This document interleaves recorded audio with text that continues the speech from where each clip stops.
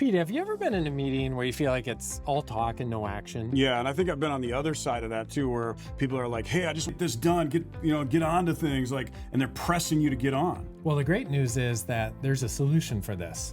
Yeah, well, I'm Pete Oakley. I'm the CEO and co-founder of LIFT, the Leadership Institute for Teams. And I'm Randy Smausel, and I'm also a co-founder and the president of LIFT.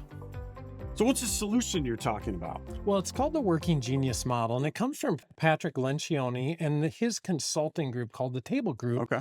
And it really is about the 6 types of work skills that people need at work. And it starts with wonder. Wonder is really about asking questions and posing questions when you're working in a team. Okay. And then it moves on to invention. Invention is about trying to create solutions to those questions. Okay.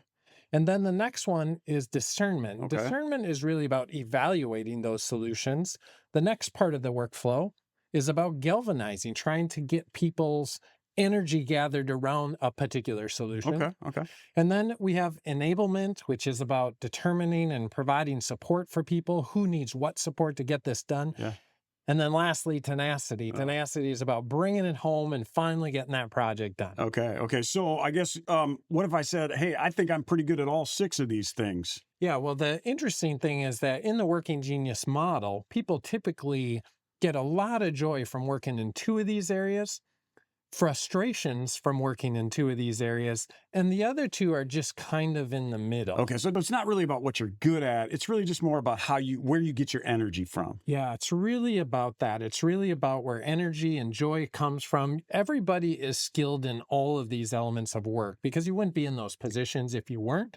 But some of those types of work really drain us. Some of those types of work really fill our buckets. And then some of them are just kind of in the middle. So it's understanding that. Okay, so it sounds a lot like kind of like a personality survey. Oh, that's so great that you bring that up because it really is about work style. It's 80% work style, maybe 20% personality, but it's really about how you like to work. Okay, so let me just ask you,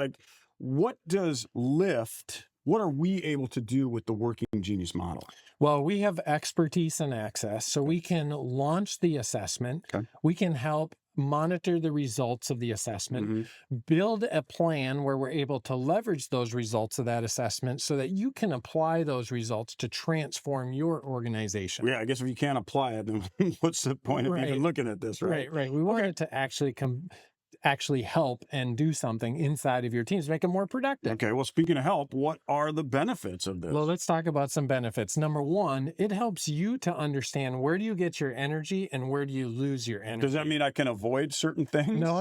It's not about having an excuse to not do something. Okay. It's just about better understanding when I do this, is it draining me? Is it filling me? And maybe there's some room for negotiating how much of these different things we do for different people on our teams. Okay. What else does it do? Well, it helps you understand about your teammates and where they get energy or where they might be frustrated in a meeting. And it helps you really understand when things go well. Why do they go well? Okay. So far, I can kind of see the value of this. What else? What would it do for a larger organization? So in a larger organization, you have teams of people working together. We know that all productivity goes through teams. It's really important to know where are the gaps on your teams? Maybe you're missing some. You're missing one of the. Maybe you're missing some tenacity, or you're missing some enablement, something along those lines. Yeah, because those gaps, really affect the workflow, and they affect how productive teams are. Sure. And so it's really important to understand.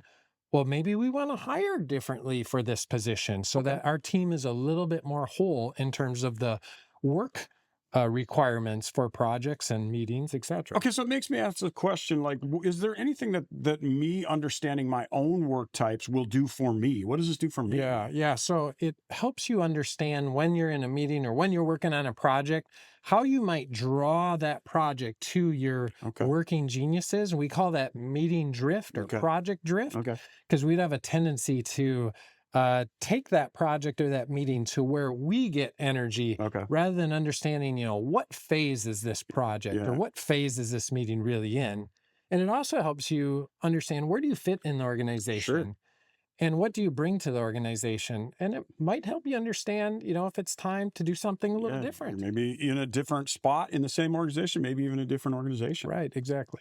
All right, well, this all sounds pretty good to me. And if it sounds pretty good to you, you should just visit our website at liftteams.com.